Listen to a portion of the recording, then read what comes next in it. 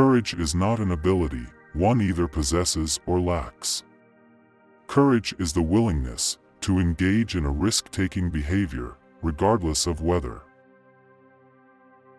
the consequences are unknown or possibly adverse. We are capable of courageous behavior provided we are willing to engage in it. It was only because men learned to cooperate that we could make the great discovery of the division of labor, a discovery which is the chief security for the welfare of mankind. To preserve human life would not be possible if each individual attempted to wrest a living from the earth by himself, with no cooperation and no results of cooperation in the past. Through the division of labor, we can use the results of many different kinds of training and organize many different abilities,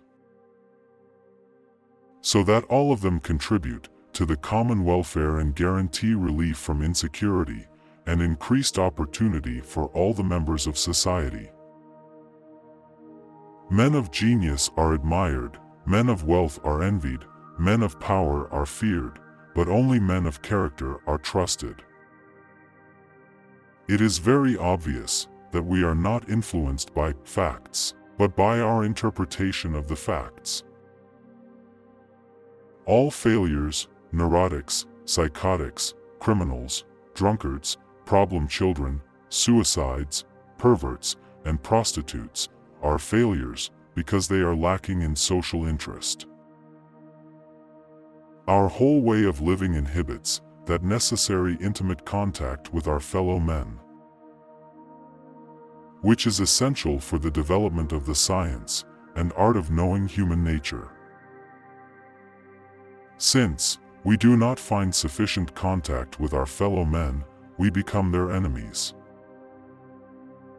Our behavior towards them is often mistaken, and our judgments frequently false, simply because we do not adequately understand human nature.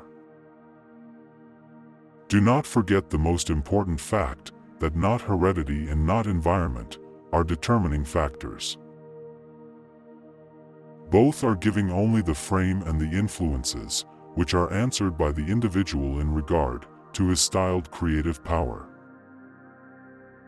Any man's value, therefore, is determined by his attitude toward his fellow men, and by the degrees in which he partakes of the division of labor which communal life demands.